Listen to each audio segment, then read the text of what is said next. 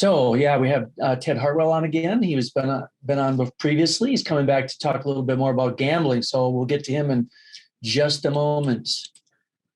Okay, so coming up next week, the second part of the PDMP talk.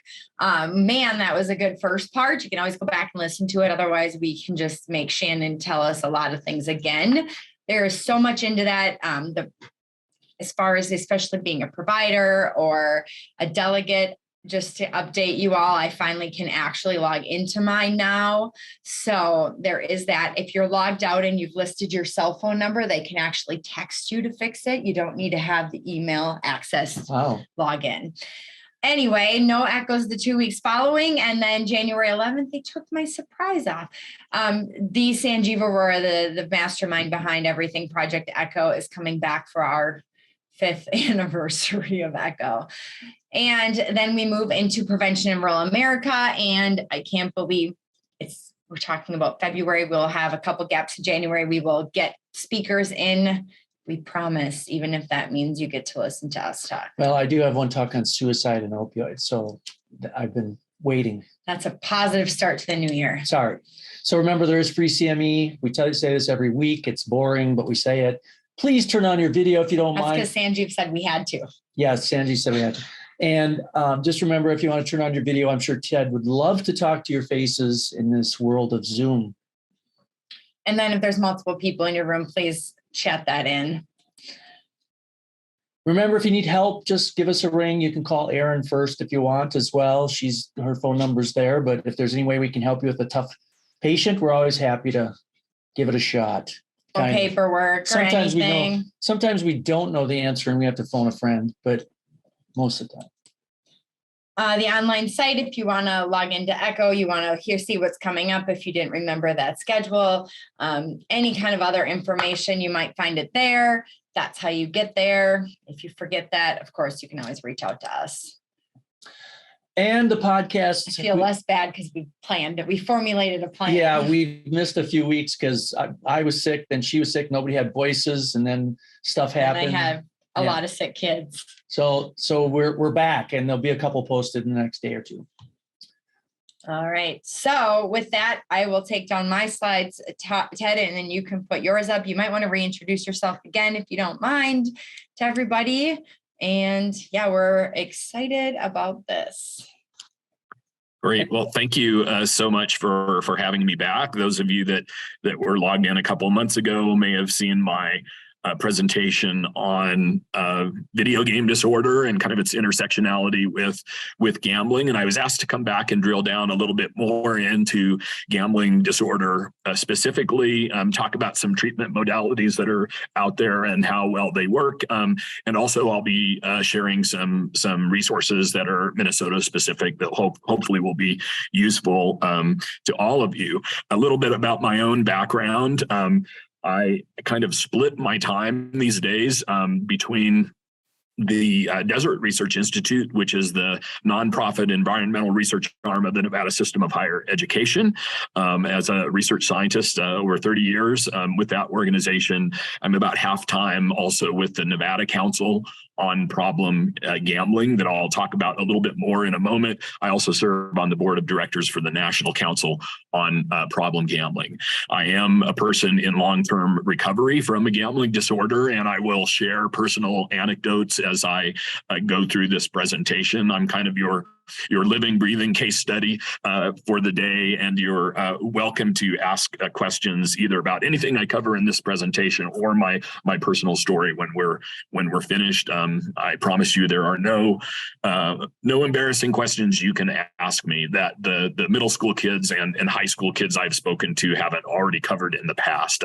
In fact, I'm coming to you today from Reno, where I'm giving a couple workshops at our intertribal conference, one on problem gambling, the other one on video game disorder. And in between, I'm giving 6 presentations to multiple 8th grade classes at Dilworth Middle School. And so finished up one of those presentations just a little while ago. And so this is my 6th presentation of 9 that I'll be doing over these 4 days. So hopefully I'm not too loopy here. Let me try and share my screen. All right, is that showing up for everyone okay? Fantastic. That looks All right. perfect. I want to start off with just a very brief commercial about the Nevada Council on Problem Gambling and who we are.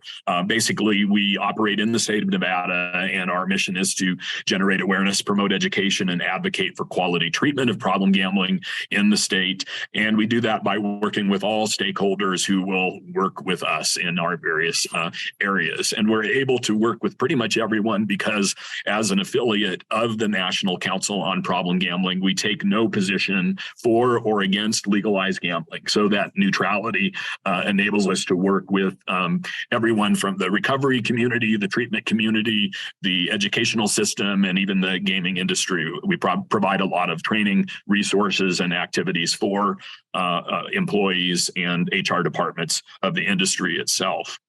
This is just an overview of where all of the national affiliates exist. All of the states in light blue have an affiliate of the national organization.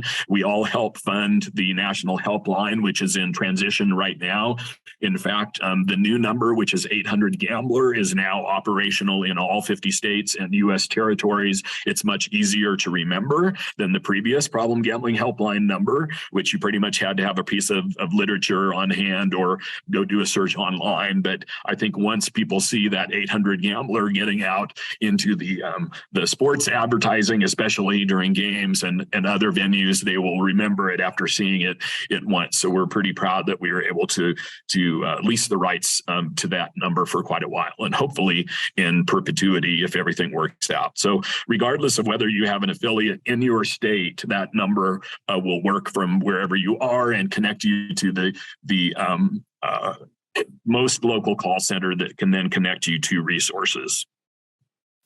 And of course, your affiliate in the state of Minnesota is the Minnesota Alliance on Problem Gambling. Susan Sheridan Tucker is the executive director. She also serves on the board of directors for the national organization. She's a fantastic resource, and she gave me a bunch of slides that I'll be sharing later on in this presentation to make you aware of what your access is to that information in your state.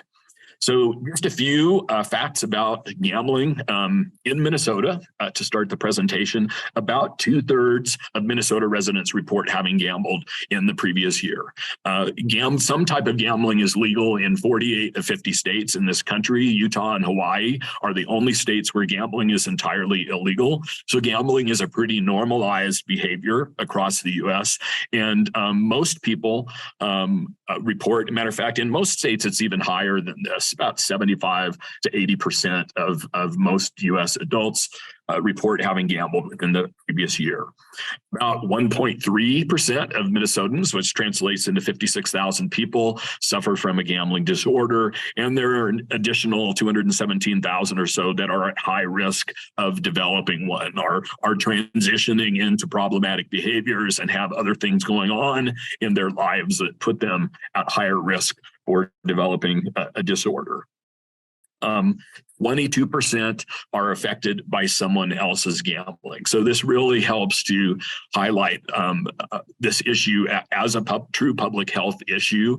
That number is very similar to what we have in Nevada. About 1/4, 25% of households in Nevada report being affected by someone else's gambling, although our problem gambling rate is much higher. It may be as high as 6% for our adults, and anywhere from 2 to 10% of our youth, depending on the study that you look at, are struggling with a gambling problem before they even leave high school.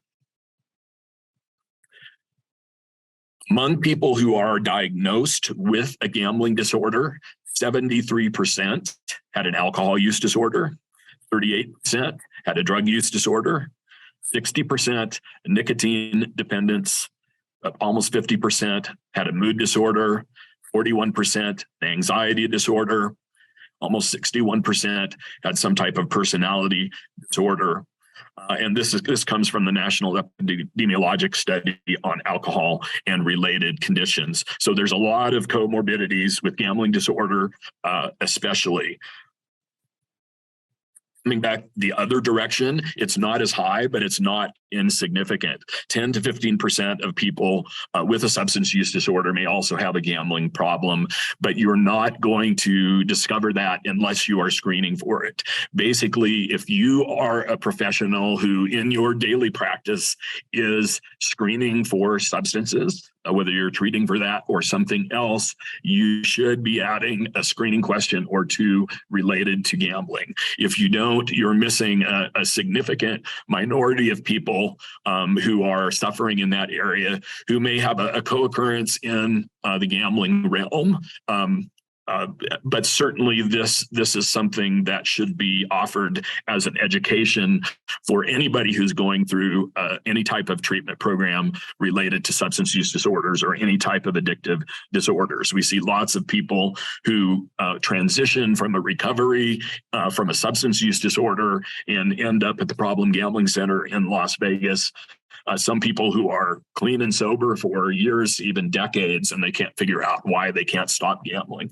Biochemically, they are almost indistinguishable in terms of the various neurotransmitters that are involved: dopamine, oxytocin, serotonin, norepinephrine, all of these chemicals that the brain naturally produces in response to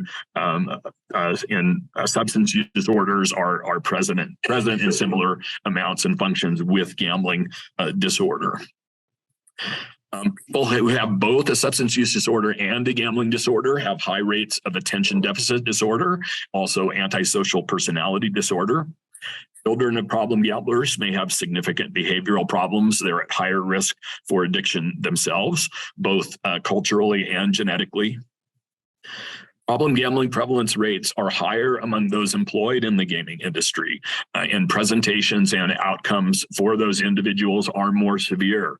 People who work in the gaming industry, we don't have a good handle research-wise on exactly why what the specific elements are that contribute to that, but there's a lot of suggestions that some of this is related to people who have a predisposition or already an interest in gambling tend to gravitate towards some of those positions within the gaming industry.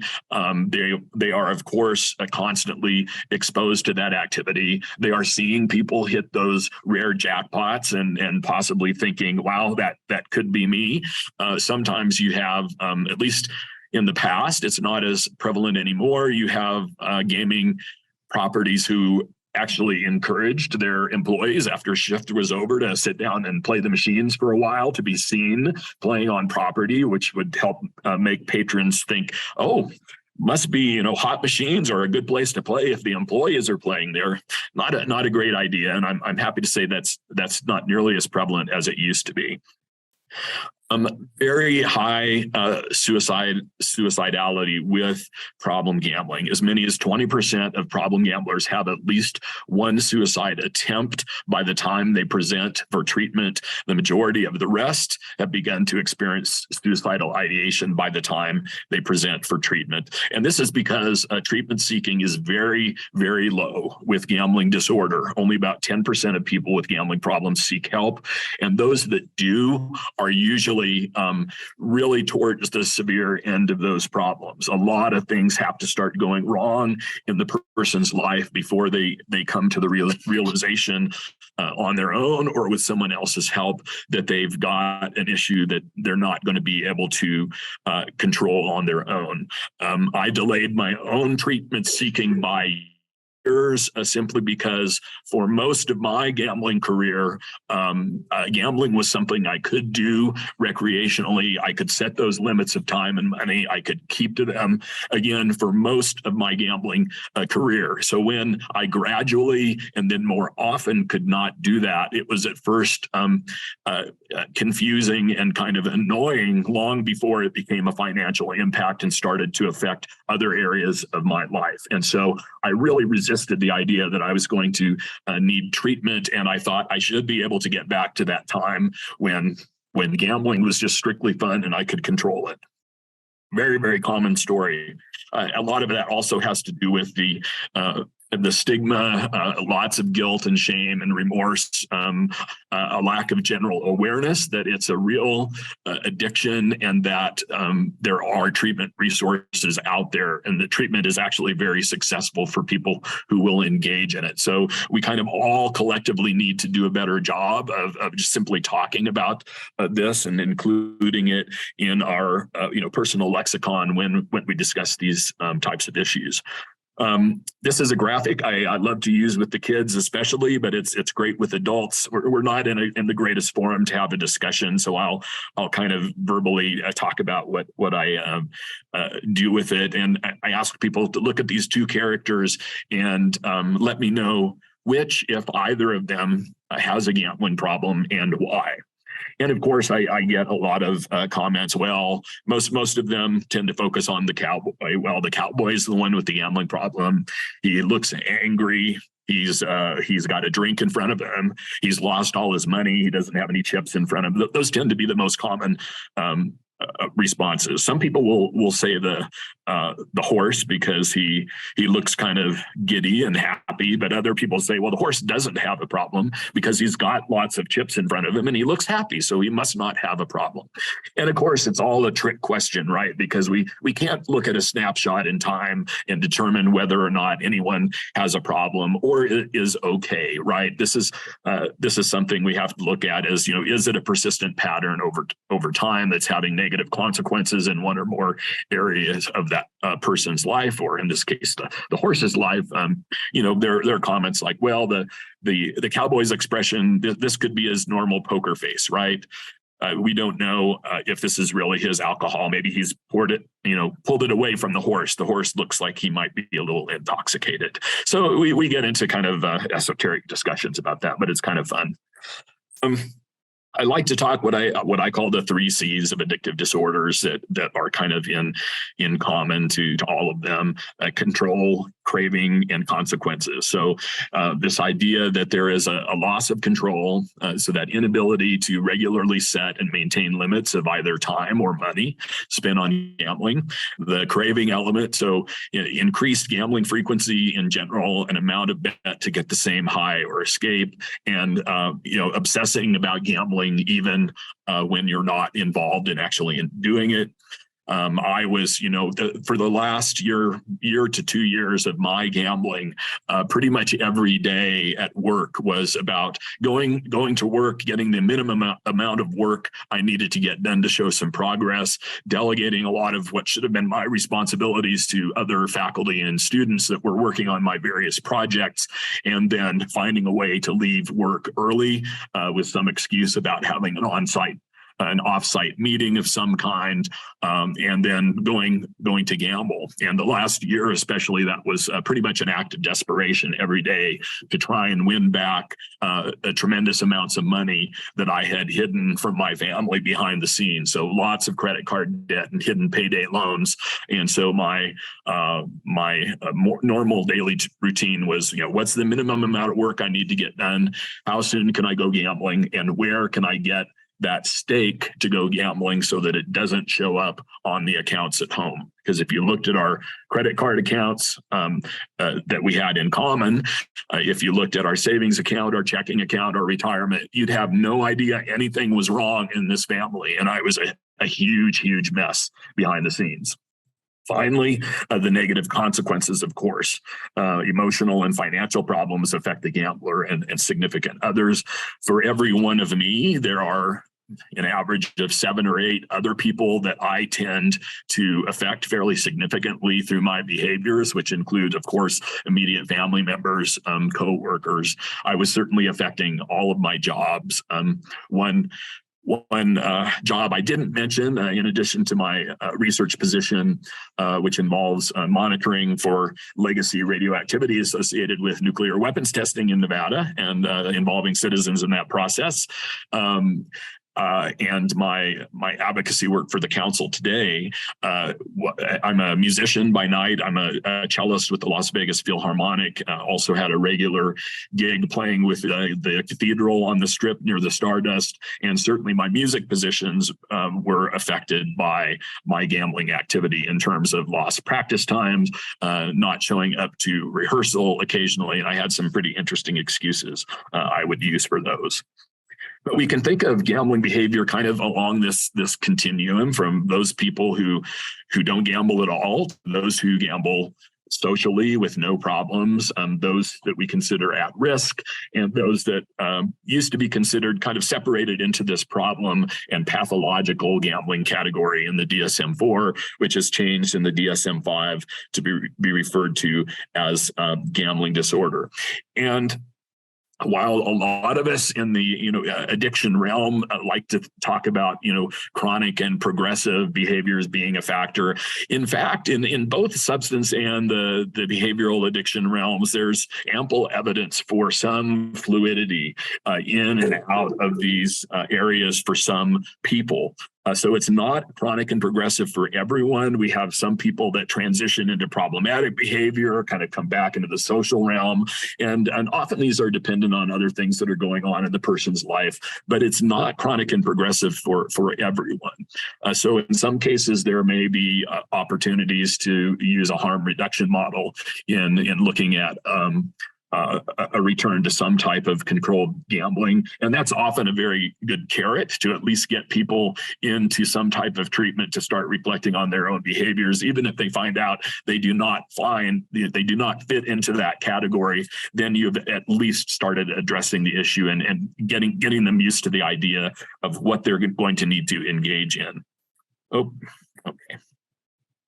So in 2013, less than 10 years, the DSM included gambling disorder as the sole condition in a new category for behavioral addiction. Basically substance use and addictive disorders, which a lot of people, felt it belonged side by side with substance use for a long time. But it took quite a while for the science to catch up to what the personal understanding was with many of us with regards to gambling disorder and how it presents among individuals. And these are the 9 criteria that are used to diagnose a gambling disorder.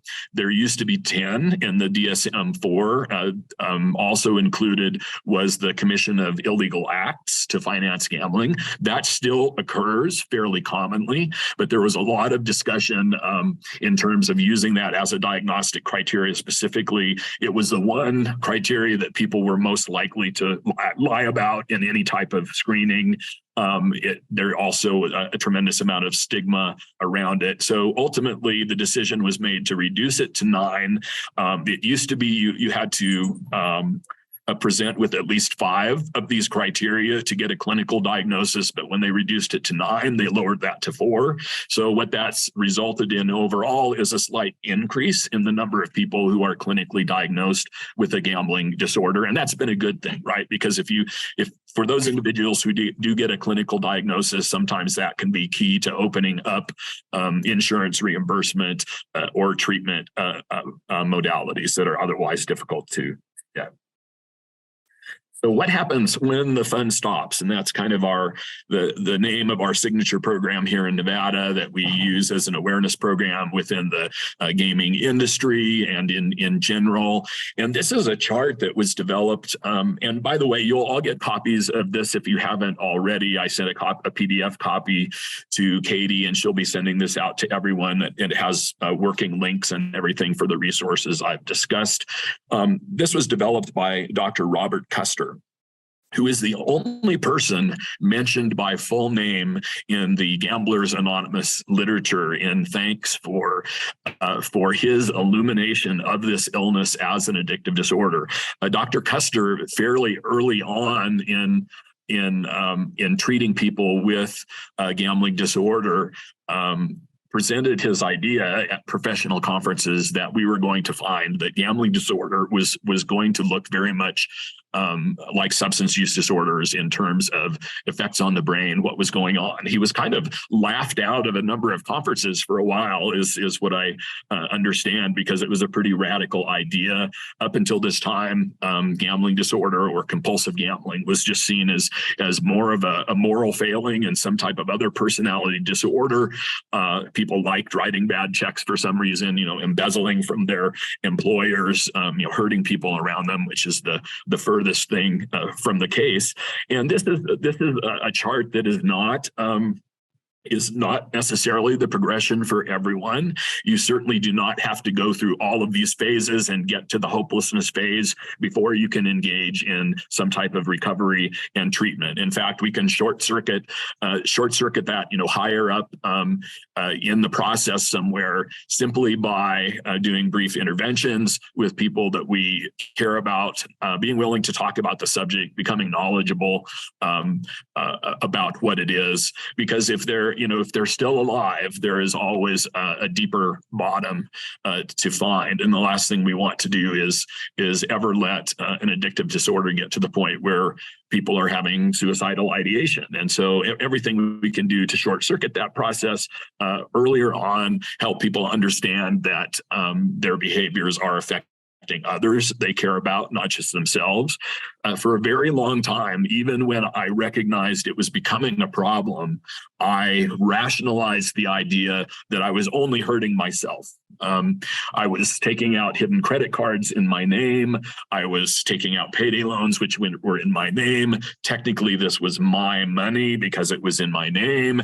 But the truth was, I had a family that I was responsible to, and this could have represented an early retirement for us. It could have represented my daughter's college education, any number of things. So for a long time, part of my rationalization involved this idea that I was only hurting myself, when in fact, usually there are a number of other people being affected, even in some cases long before they realize they are being affected. There is a reason we call this There is a reason we call this the hidden addiction. It can be hidden for many, many years, sometimes decades, and can get quite severe. Whereas with substances, of course, you start to see some of the physical presentation and effects in behavior that don't necessarily manifest in a clear way with gambling disorder. And Arnie and Sheila Wexler. Arnie was one of the early executive directors of the Nevada Council and has a practice in New Jersey. Or maybe they're in Florida now. He's kind of mostly in retirement now. He I think is getting close to 60 years in his personal recovery. Developed a chart in recognition that as the person with the gambling disorder is progressing through some of these phases, the spouse or significant other is often going through a very similar progression. And it highlights the fact that whenever possible, we need to bring family members into the recovery process, both to work on their own issues and in tandem as well. And everybody tends to recover more quickly when that happens. But it's not unusual, as many of you know, for family members to be highly resistant to the idea that they should need any treatment for an addiction that's the other person's problem. And my wife certainly went through that as I encouraged her to engage in 12-step, for example, Gammon-On, which I'll talk about a little bit later. She really resented the whole idea that she needed any type of treatment for something that was my problem. While we tend to think of the financial implications when we think of somebody with a gambling problem, there are whole other realms in which that person is affected from an emotional standpoint, a personal standpoint, employment and legal standpoint. All of these areas can manifest. In fact, I know people with gambling disorder for whom the financial aspect was not an issue whatsoever. It was the amount of time that they were spending gambling, the lying that they were doing to families or jobs about how they were using their time. And so definitely jeopardizing multiple relationships, but it wasn't about the financial issue at all. So while that's a little unusual, don't be surprised to see someone who thinks they don't have a gambling problem at all because they're not losing money, or they don't really have a concept of how it's affecting them financially. In some cases, they may think that they have a money problem, not a gambling problem. I wanted to spend a little bit of time talking about some of the risk factors that we know about, so that you can look for these in clients or family members or friends or yourselves, to be aware of them. Certainly, any family history of any addictive disorder is a risk factor. We know about 50% with addiction, 50% genetic, 50% cultural and environmental exposure. Certainly, that family exposure is pretty critical. I was exposed to gambling within the family when I moved to Texas at the age of 10. My parents were divorced when I was 3. They both remarried. And when my mom divorced her second husband, I decided, I guess I probably needed a father figure in my life. I had liked her second husband quite a bit, and I decided to move to Texas to live with my dad shortly before he divorced his second wife. And he was the one who introduced me to gambling behaviors, also some of my early video game behaviors, some of the earliest consoles you could have at home. I was starting to use video gaming problematically already as a child, even though I don't think I would have qualified as having a gaming disorder. There were all sorts of egregious things happening in the household, reasons for me to escape. And so a lot of these seeds were being planted fairly young. We do know that the age of exposure and the frequency of exposure to gambling activities and participation specifically can increase the risk of developing a gambling disorder as an adult. Most of us learn to gamble in the home, even though we don't think of the activities as being gambling. But whether it's pennies or candy or something else that's of value to us, and we are risking those in some type of gaming event and can lose that to others or to something else, that essentially is impacting the reward system of the game, just like a casino game might for an adult, except it's having a much more significant effect in childhood while the brain is developing and before the judgment areas are long before they are secure. And so it's a real issue. I was gambling by at least the age of 10 on horses first, and then poker by the time I was in high school. I was playing in a regular weekly poker game, which was my first kind of regular exposure to gambling activities. And somewhat perversely, I won enough money in that poker game in Lubbock, Texas, in a high stakes game to move out of the house, get my own apartment, quit my job at Pizza Hut. I had a full ride scholarship to Texas Tech. And so I was literally able to finance my entire life off this once a week poker game. And it's not because I was an amazing poker player so much as it was there were 2 men in that game who already had a pretty serious gambling disorder. And the way that manifested in a live poker game is they would stay in nearly every hand until the last card, trying to catch their miracle card. And even if they caught the best possible card, it wasn't necessarily the best hand in the game. I thought they were just the world's stupidest poker players, and I was happy to take their money, and I suspect everybody else in that room was too. And I would look back on that time with a new realization later on when gambling would become a problem for me. There are some differences between males and females in the research. Males tend to start gambling earlier in life, but they're slower to develop a gambling disorder. Females tend to start later in life, but more quick to develop a gambling disorder. Some of this, I suspect, may be a little bit of a cultural artifact from when some of these studies were done. At times when gambling was much more heavily male-dominated activity. Today, it's kind of a free-for-all. It's there for everybody, and participation rates are getting pretty close to 50-50 in this area. Presence of any other mental health disorders is an automatic risk factor for potential gambling disorder. Certain medications, such as dopamine agonists, you've probably seen some of these in the advertisement on TV. Abilify is another drug.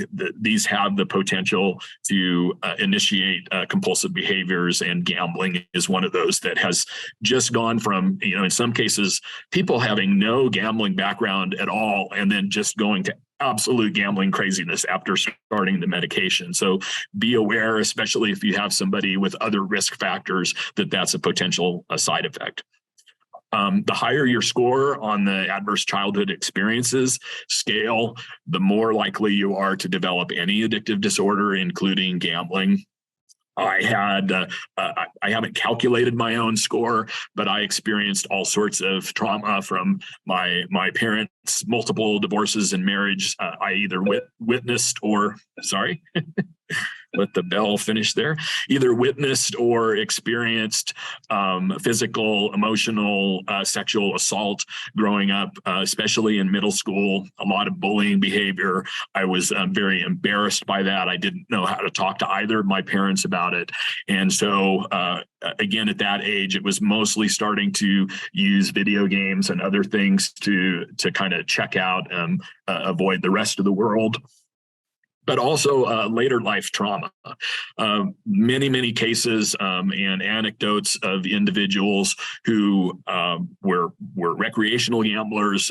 You see this with substances as well. All of a sudden, the substance or the behavior that was purely recreational at that point, the loss of a relationship, loss to death of a loved one, loss of financial security, often some type of loss, or it could be physical or emotional trauma of some kind, results in that behavior or that substance becoming or getting into an addictive cycle. And then there are also certain personality characteristics that we see in high co-occurrence with gambling disorder. People who are highly competitive, so athletes of any kind, from student athletes on up to professional level, people who are workaholics, people who are generally impulsive, restless, or easily bored. And of course, the pandemic has given us many of these risk factors that have heightened all of these situations. Disordered gamblers are at higher risk to develop stress-related medical conditions. So a lot of these conditions may present to the medical doctor or even in that annual physical, right? High blood pressure, sleep deprivation, heart disease, peptic ulcer disease, any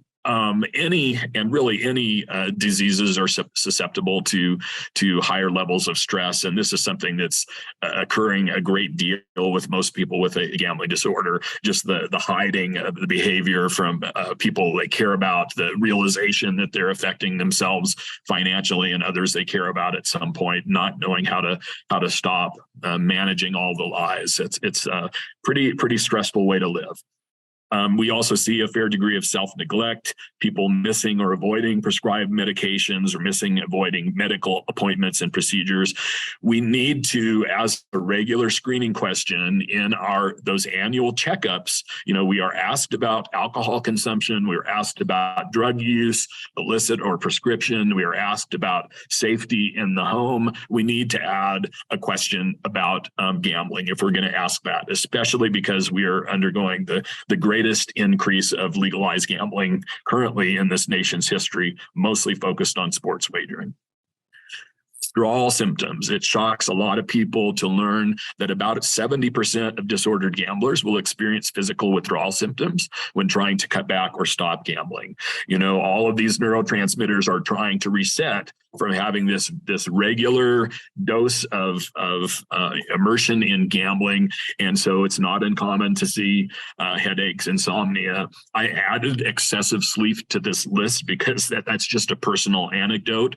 When I truly started to engage in the recovery process, and perhaps some of it was just the immense relief to both be caught in my activity as well as to find a place that made sense. For the first 2 to 3 weeks, my routine became going to work. I was home by 5:30. I'd eat dinner. I'd get in bed often by 7, and sometimes I'd sleep for 12 hours straight without waking up.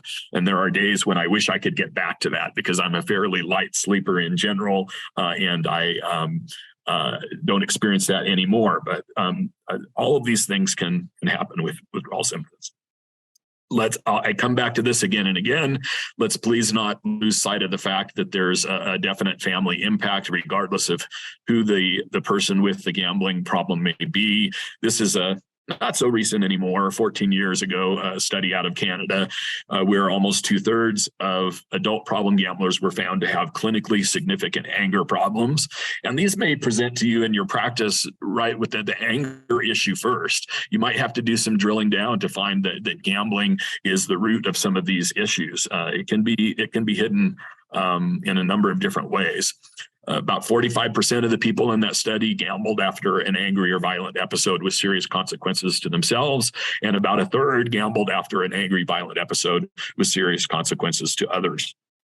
And this is a slide I just included recently. I apologize. It's not in the packet that I sent you, but this is from the Gambling Impact and Behavior Study, which is a report to the National Gambling Impact Study Commission in 1999. So the data is a little bit dated, but I think it really, again, highlights the public health impact of gambling. You'll notice that in these measures on the left, job loss, arrest, divorce, bankruptcy, even going from people who don't gamble at all to people who socially gamble and certainly are not, even considered at-risk behaviors, you can see those numbers go up fairly significantly in some cases. But when you get into the at-risk, problematic, and what used to be called pathological gambling, those numbers really balloon across all of those areas. And of course, all of those things have potential community impact outside the family. So treatment modalities, what works? And this is one where there's definitely not a one size fits all approach. And there are a number of different things that can work that everybody should be aware of. So I felt I should mention natural recovery, because research indicates that up to 30% of individuals who would probably be clinically diagnosable as having a gambling disorder find a way to recover on their own and either return to controlled gambling or quit gambling on their own without any type of outside intervention, without any professional treatment, without going to 12-step meetings, without self-help books. There is something in their personal resiliency that allows them to go through that process themselves and come out the other end. This is actually a similar percentage with substances, but these are the people that most of us involved in the clinical and treatment realms by definition never see. So it's only some of this research that has gone out and looked at some of the large population studies and asked people to self-report on when these things were problems in their life and the degree to which they were, that we're able to know that this population exists out there. So there's lots of interesting research being done on resiliency and helping us think about protective factors that we can build in much earlier on in a person's life that might serve to keep people from developing an addictive disorder in the first place. Support groups, and this is kind of going from basic to more structured support groups, such as Gamblers Anonymous, which is just like Alcoholics Anonymous or Narcotics Anonymous. It's a 12-step program. You would recognize the language if you were to read the literature. It's basically just rewritten for gambling.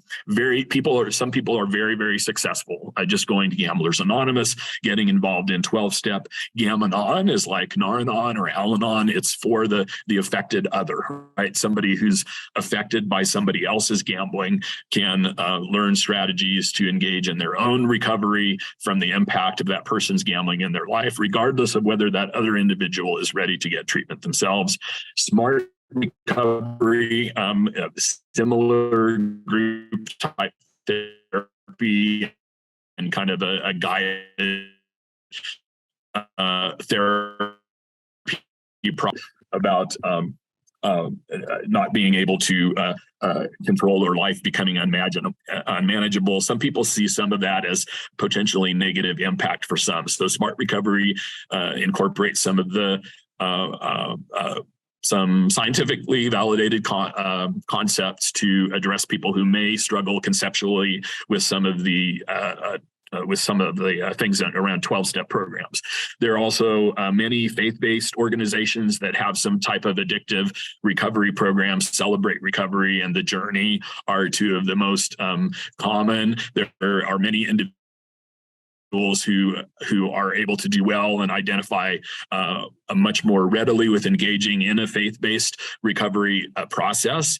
And I give a presentation to our Gamblers Anonymous mini conference here in Las Vegas. Every year when I can. It's actually called an atheist on spirituality. I identify as an atheist myself, and I set that up as a big barrier for engaging in 12-step programs myself, and why it wouldn't work. And I've flipped that on its head completely. I do engage in 12-step programs today, and I sponsor men in the program and have sponsored everyone from other people who identify as atheists to agnostics to Christians. In one case, a man who was Jewish but had converted from Islam to Judaism in order to marry his wife. So that was a real interesting one. But this discussion of spirituality, I'll just mention as an aside, is really important in the therapeutic process to determine, even though that person's viewpoint may be very different from your own, finding out how they engage spirit, what their personal concept of spirituality is. Does it identify with a specific religion or belief in a deity or deities? Do they want to reconnect? Have they lost that sense of connection as a result of their addiction? And helping them find whatever that path is. In some cases, there may be trauma related to religion, right? And they're trying to reorganize their thinking, but it can be very important to engage the person. And sometimes therapists or those of us that are just kind of peer support are scared to engage in that topic. And we really shouldn't, because it's important. In the professional treatment realm, cognitive behavioral shows very good success in treating gambling disorder, as does motivational interviewing. The program that I went through a little over 15 years ago was an intensive outpatient program that incorporated both of those concepts into the treatment process. It also incorporated a requirement to attend a minimum of 3 Gamblers Anonymous meetings a week. So this was an abstinence-based program. And the research suggests, in fact, and maybe I have that on a different page, or I can't remember if I spelled it out. The research suggests that the most positive long-term outcomes are those that incorporate a combination of both professional treatment and ongoing maintenance by that individual in some type of recovery program. Again, whether it's Gamblers Anonymous or Smart Recovery or Celebrate Recovery, also, a suggested 1-year aftercare program for that individual who has gone through an intensive outpatient program or some type of therapy is very helpful in kind of jump-starting that person's recovery outside of the therapeutic environment. Of course, different levels of care at the professional treatment level, which include one-on-one, intensive outpatient. In my case, that was 6 weeks, 4 days a week, 3 to 4 hours a day. And then above that, we have residential therapy. There are not a lot of states that have residential treatment available for gambling. We do have some beds in Nevada that co-occur with substance use treatment. There's a great organization down in Louisiana. I think Washington State has a couple. I think more and more we're starting to see some, but this is really another case of meeting that person where they are, right? Because if it's early enough in the process of developing that addiction, the level of care and need is probably going to be quite a bit lower. But some people will need that residential treatment. Oh, there's where I put that. I knew there was a box somewhere. Professional therapy in a support group, followed by extended aftercare and continued self-maintenance of recovery through engagement of support groups and services. And even though it's been more than 15 years since I've placed my last bet, I try not to go more than a week without either going to an in-person Gamblers Anonymous meeting or logging online. And if I forget, I want to mention that the recovery communities have pretty much completely gone online. And so that is available with Gamblers as well. Gamblersinrecovery.com can connect you to 24/7 online support groups for both people with the gambling disorder as well as affected others. I did want to mention briefly pharmacotherapy. There are no FDA approved medications for gambling disorder, but there have been some in trials that have shown some promise. There are multiple medications for multiple classes that have been tested in placebo-controlled randomized clinical trials involving people with gambling disorder. These include opioid receptor antagonists, serotonin reuptake inhibitors, second-generation antipsychotic drugs, mood stabilizers, glutamatergic agents, and others. And as most people with a gambling disorder do have co-occurring psychiatric disorders for which there do exist FDA indications, targeting those conditions may help the treatment of gambling disorder. Naltrexone, for example, is something that has been shown to possibly help those with severe gambling disorder and co-occurrence with alcohol use disorder. And I want to thank Mark Potenza for this slide, who's a crackerjack researcher, I believe at Yale. He kind of just summarized that for me because I thought you might be interested. These are some things that you can do as a physician, as a therapist, as a social worker. Please screen for gambling disorder. If you are asking questions about substances in your intake, please add a question or two. Is the person in any distress related to their own or someone else's gambling in the family? There are resources available for family too, and have those resources on hand for that individual so you can give that information right away if they show an indication for that.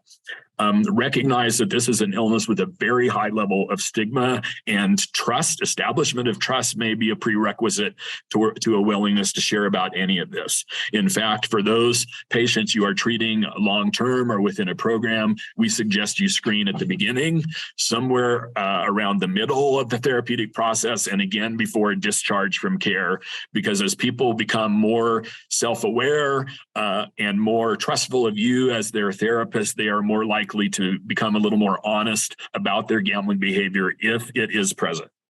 And then please offer a sympathetic ear. Don't joke about this ever. It is a potentially life-threatening disorder for some, and you should treat it as such. So here's a couple just very brief screening tools that you can use. This one's developed by Cambridge Health Alliance out of Harvard. Shows good scientific agreement with the potential for them to screen as having a gambling disorder. And it asks you to think about the past 12 months. Have you become restless, irritable, or anxious when trying to stop or cut down on gambling? Have you tried to keep your family or friends from knowing how much you gambled? And did you have such financial trouble as a result of your gambling that you had to get help with living expenses from family, friends, and welfare? An answer of yes to any of those questions mean you should refer to somebody who is trained to provide a larger gambling screen for that individual. Here's another very simple one called the Lie Bet tool. Have you ever lied about how much you gamble? Have you ever felt the need to bet more and more money? Again, an answer of yes to either one of these is an indication for more in-depth screening. So these are some fantastic Minnesota resources that are available through the Minnesota Alliance on problem gambling. They have a web page that you can click on and get to the approved problem gambling providers, and that is at no cost treatment for most Minnesotans. So very important for people with a gambling disorder that we have options that are very low or no cost, because often they've exhausted all of their own financial resources. A number of associated helplines, including Gamblers Anonymous and Gam-Anon, Smart Recovery within Minnesota. And this is a very timely presentation because as of December 11th, the Minnesota Alliance will administer the problem gambling training, scholarship, and reimbursement program in Minnesota. There are 3 tracks of training available to licensed LADCs, social workers, LMFTs, psychologists to either become an approved problem gambling treatment provider or to receive co-occurring training with emphasis on problem gambling. Here is the link.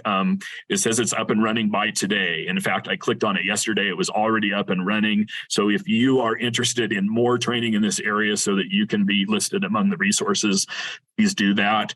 Susan wanted me to let everyone know that part of the Alliance's mission is to educate all Minnesotans about gambling addiction, harm reduction efforts, and current trends. They are happy to come out to your individual group, school, what have you, to do an in-depth dive, and you can click on that link.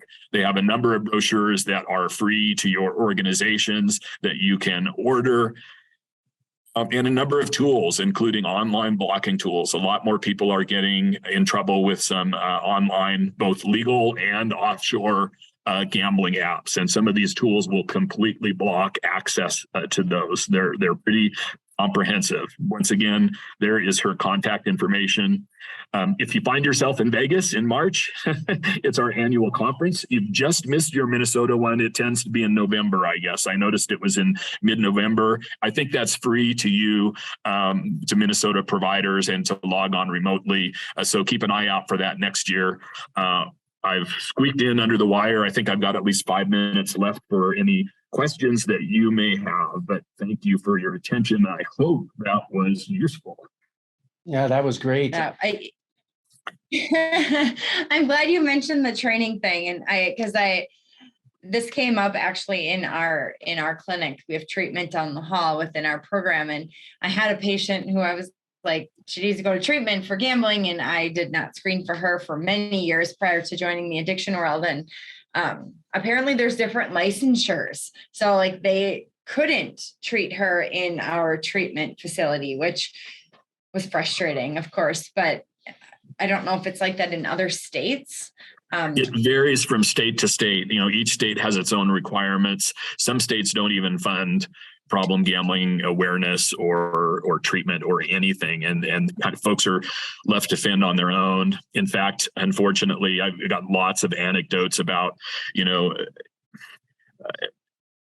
people who are, who try to find a diagnosis that's related to an alcohol use or drug use disorder in order to help get them treatment for gambling, even though gambling should be the primary diagnosis, right? Kind of getting creative with the code so that they can get reimbursement through their insurance and things that aren't strictly ethical, but they're certainly moral, right? And in terms of getting that person the help. So it's one of those things we need to tackle for sure. There's you talked a little bit about suicide, and interestingly, if you look at the alcohol data too, there's increased suicide. When they're combined, are you aware that somebody with an SUD and a disorder of gambling, are they even at higher risk? I suspect somebody has measured that, but I'm not aware of the research, so I shouldn't say. I do know that with gambling disorder alone, it's about 3 times the risk as with the substance use disorders. So even though there's only 1/6 or 1/7 of the number of people suffer from a gambling disorder as suffer from a substance use disorder, the suicidality kind of makes up for it almost with the increased risk. So I want to ask a question back about the kids. I have 4 small kids, and one of the fundraisers that their Catholic school actually does is, meat raffles. Like they'll go to the bars and do the meat raffle things. I've been to restaurants, bar and grills, where they are doing, the kids are doing the bingo thing or whatever to raise money for their trip or stuff. I mean, isn't that also exposing kids, even though it's obviously a fundraising thing, but yet to me, listening to this seems like that's not a great idea. Yeah, I mean, those are certainly gambling activities, right? Different states have different regulations over, what are called charitable lotteries. So the ability to use lotteries or giveaways like this are sometimes, but not always regulated. In Nevada, we had a big discussion on this pre-pandemic about some like wildlife organizations, Ducks Unlimited and Trouts Unlimited use a lot of these raffle type fundraisers, and they involve their kids in the selling of these raffle tickets, and they have the potential even to win some giveaways. And so we had some pretty frank discussions about, the child, especially if they are directly involved in the process where they might win. For example, parents should never buy lottery tickets or scratch offs and involve their kids in that process. And all of the lotteries just about in North America at this time of year have some public service announcements that discourage people from sharing these things with their kids, because this is impacting the reward system in the brain, just like gambling is. So this is their brain on gambling, for lack of a better phrase. And there is clear research that shows a link between frequency of participation in gambling activities as a child and risk of developing a gambling disorder later in life. So doesn't mean they're going to, but one of the best things we can do is delay our children's participation in any type of gambling related activity. I'm kind of a math guy. And so, when you look at the statistics of things, I have these acquaintances who everybody considers lucky because they always win these things. And the statistics don't lie. There's no way they can win as often as they do unless they're playing way more. Is that a big red flag when there's that person that's always winning? Or they say, my mom goes to casino, she always wins. So yes, I'll just share my personal anecdote, and this is very, very, very common. There was a time when gambling was recreational that I didn't mind sharing about my winnings or my losses, right? Because I was, I had that limit that I said. It was like, I lost $100 last night, or I hit a jackpot, I won $1,000, and dinner's on me. Then there came a point when I started to recognize I could not control those as much. I was much more likely to share about my wins than my losses, because I wanted to give this, as the losses began to build up, and certainly the losses on almost all traditional forms of gambling, at least in the commercial environment, are going to outpace the wins over the long run, right? And then there came a point where I couldn't share about any of it because I had promised my wife I was no longer gambling at all, right? And so that was just when I had a big win, part of it went to pay off some of the hidden credit cards, but I always kept a pretty big stake back because I needed that to try and win back the rest of the hidden debt. So yeah, I'm very skeptical when I hear somebody talk about their great aunt who wins every time she plays video poker. That may be the message they're getting from her, but it's, as you say, statistically pretty impossible. Yeah, perfect. So, Yeah. We talk about this a little bit. We don't do it in our clinic. It's just not built in. But, different use disorders like meth, for instance, that doesn't have that really great medication, contingency management. There are places and there's data behind contingency management as a form of treatment for different use disorders. And we've brought this up before. I mean, in essence, that's gambling, especially if, they get to draw their prize, and it might be really great. It might not. Do you have thoughts on that, or have you even pondered that? Yeah, contingencies in terms of medications or I mean, what the way they do it typically in these contingency programs is that if you have negative urines over a period of time, you build up points and then you get to draw for a prize. So it's right. And to me, that just seems like we're giving them another problem. And of course, most of this stuff comes from studies. There's nobody that typically pays for contingency management that gives prizes. It doesn't have the ability to if you don't get a good prize, you have to continue to do your thing. So it's supposed to be a positive thing. There's not that negative risk involved, but it just still seems edgy. Yeah, I mean, I've read that can be successful to keep people engaged. I've had people literally ask me about that. What about people in gambling recovery? Giving out a gift card or something that has some monetary value they can take to the pawn store in exchange for cash. And some of this becomes a philosophical discussion, because ultimately, when some people will say, "Well, people with a gambling problem, their drug of choice is the cash. They're addicted to the money," but that's not true at all. The cash is the vehicle to get to the gambling activity that keeps them in action, whether that's pushing buttons on the machine or putting multiple sports bets out there so they're constantly in action in their head or on their cell phone or what it is. Just as this, cash is the vehicle to buy alcohol or your drug of choice, right? You have to get the cash to engage in that. So I mean, I like playing devil's advocate with myself on these discussions because I really don't know. And I hope somebody's doing this study in the gambling realm. I'd be really worried about using any kind of cash related incentive, particularly early on in recovery, because one of the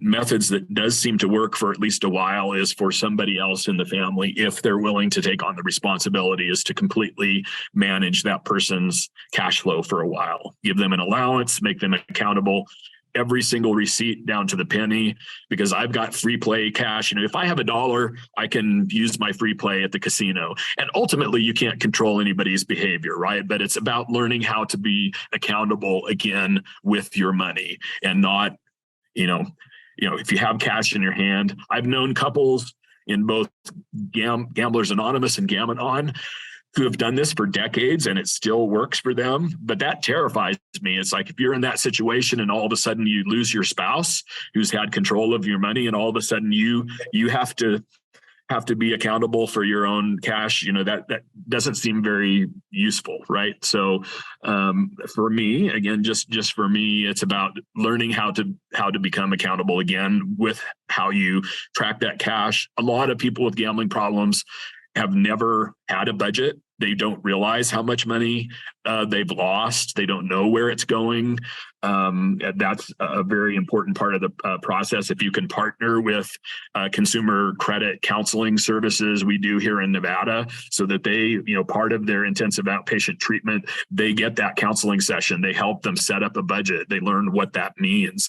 They can even do that within Gamblers Anonymous. There is a support, a relief process that involves both financial, emotional support with somebody who is trained in that area to help it within the 12-step environment, if that's working for the person. So just a quick, I don't want to say fun question, because I don't think that's appropriate terminology, but just kind of curiosity's sake, is there a typical first gamble or first of choice? There's always the debate about a gateway drug. Is there like a certain gateway gamble? And then is there a difference between genders in the means of gambling that you're aware of? So, yes, I think so.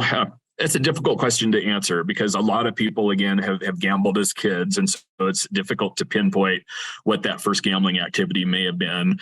When I first came into treatment a little over 15 years ago, Dr. Robert Hunter, who was the clinical supervisor at the time, he talked about the different types of gambling and which forms seemed to be more, at least more quickly addictive. He wouldn't go so far as to say that there were types of gambling that weren't addictive, but at that time, sports betting, poker, blackjack, table-related games, or games that had a social element to them were seen as being less quickly addictive. So it took a lot longer for somebody to go from placing their first sports bet to having a problem, sometimes over a decade, right, before any problematic behaviors presented. With slot machines, video poker, things like this, sometimes that happened within a 1 to 2 year period, sometimes sooner. But that 1 to 2 year period for people who had that susceptibility, often they were starting to present with problems within that window. Now that has been flipped on its head, because as we've experienced the legalization of sports wagering across the country, most states have gone to an app-based program. So you go and you register with your casino or the Indian tribe that runs sports wagering in your state, and then you're able to gamble from your home. You can place all of your bets as long as you're within the boundaries of the state. You can do that all online. So we've turned our phones into slot machines, into gambling devices. Now we can be completely isolated from other people. They don't know how much we're gambling. We can track constantly how far ahead or behind we are on our sports wagers. And for the mind of a person like me, it's not about wagering, putting my bets down on the games and seeing what happens. It's about, am I ahead? Am I behind? Am I playing on the house's money? Am I behind and I need to try and win that back? So I need to place more bets. It's real easy to get into that cycle. So a lot more of the calls to the problem gambling helpline over the past year or two have been focused on sports wagering. But we shouldn't immediately jump to the conclusion that that's because more people are experiencing problems necessarily. It might be that there's a lot more visibility for helplines and information out there that sports bettors never had access to before. So this may be a population that already had problems, and now we're getting more people seeking help, which would be a great thing, right? Because this is a low treatment seeking population. But yeah, so those things have changed. You tend to find more women playing machines. than table games. That's like poker and sports wagering, but those gaps are closing and have been closing. In Las Vegas, if you ask the kind of just the anecdotal question, how many people in here, video poker was your primary problem, you'll have 80 or 90% of the people raise their hands. And so, a very addictive game. But we have people, stock market day traders within the program that became their problem. Cryptocurrencies, all of us here have heard, read in the news, and that is essentially gambling. If you're investing in cryptocurrencies, it is gambling to begin with.